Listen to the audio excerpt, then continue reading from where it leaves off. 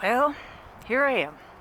I have blazed a path from about where the 400 marker is on the rail into the brush and then headed south, trying to follow where the railroad might be. And as you can see, I've made it to the point where I'm right. You can actually see the house that's up on the road, across the road from the pipeline. And back here in this area, I have been debating whether the railroad continued on this way, which, it's kind of hard on the camera to tell. But this is all sort of this flat area I've been following, and now I'm facing north again. And what I'm going to do is I'm going to go back the way I came, which could be kind of fun for you guys because it's kind of brushy, but I've cleared a path, and talk a little bit about what I think's going on. I've dug very few holes, but just enough to kind of get my feeling to try and see if I could find where there's gravel or maybe there was a rail spur.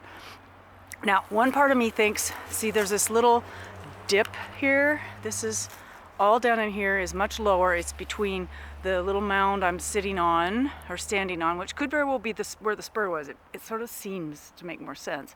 And then we have this higher area back here, which in my head, we remember the picture actually has a higher area on one side. Now again, it could also just be an artificial place where they pushed everything up when they built the pipeline. So, a lot of moving parts. Okay, so now I'm just looking down back towards this little gully. So now we're going to go back this way. And as you can see, this is fairly flat in here. I mean, it's amazing. And there's one of the holes I dug. Didn't really find anything but dirt and then rock when you get further down. Now, is that rock put there purposely by man for a railroad, or is that just the average till? And as you can see now, I need to kind of weave my way through this little quandary here. How the hell did I get here the first time? That's always the fun part. How did you do it the first time? I think we'll just go through here. A lot of this stuff is really brittle, and we'll just kind of wiggle our way through here. And here's another one of my little holes, and you can see I've sort of got myself in a box. All right, we're back out. Okay, and there's the hole. There's a White Claw can, so that's not that long ago, but you can see this is very much a flat area, and it's kind of raised. And then down there, this is in the gully. I've dug a hole down there. I didn't find quite as much gravel as I did up here, so I'm sort of still beginning to think maybe the little thing I'm standing on really was the spur, or whatever you want to call it. All right, head back this way. And see, this is fairly interesting. Again, it's stays consistently flat along this area. This is where maybe it branched off. You can kind of see, it's hard for you guys to see, but that dark spot is where I was digging down the gully, but maybe it did at one point just kind of curve off and then head off that way, which maybe makes more sense. And then maybe the town was where we were standing a minute ago. Anyway, I don't think it was through there. That's really low, and I have to assume it fills with water. Now, moving right along through, this is still that flat area. Now, it may be brushy, but if you look at it, it's fairly flat. And there's an old can, aerosol can of some sort, and rock and brush and a lot of moss and ivy. And where the hell did that come from? So I often think of, when I see ivy, I think man-made. Now, this is where I have kind of followed along the edge. This is kind of where I think the spur actually went, because it comes up against the hill. That's according to the Linder look that you have of this area.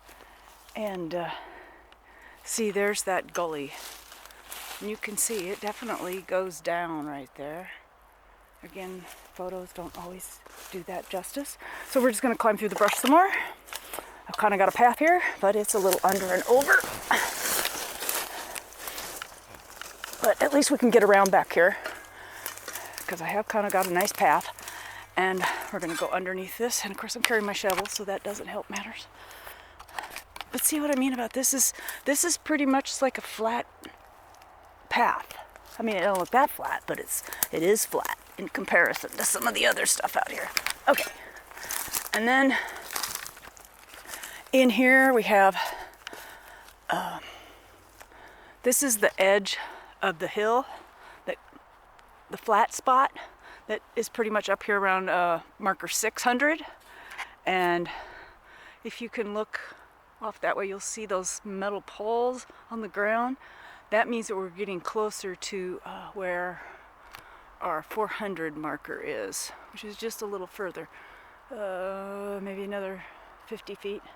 Anyway, the way through this, how did I get there? Let's over here. I can see all the broken branches. And we're just gonna keep going along and see. Now this is all fairly flat. This is certainly where the spur come off. And I've proved it because a little further past up here I could get into it, and I found all the gravel that would have associated with the spur. And now I just have to kind of climb over this little goodie here. But I have created a hole for us to get in, which is right here. And this is nice because then we can come and go. It's not perfect, but at least we've blazed a path so we can kind of check it out. And if you want to go here, you'll just know to find where someone dumped all the metal fence posts. And there is the 400 marker. All right, so now we're just going to look back on this.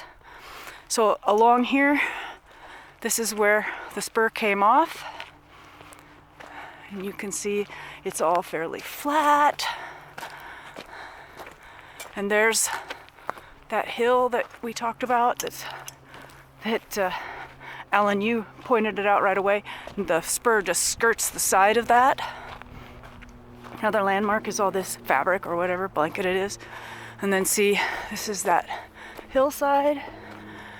And at some point up here, I think it's at around the 500, I have confirmed, where they changed the actual plates that can hold the rail together, where they must have taken the spur out. All right, here we are. One final look at it. Talk to you later. Bye.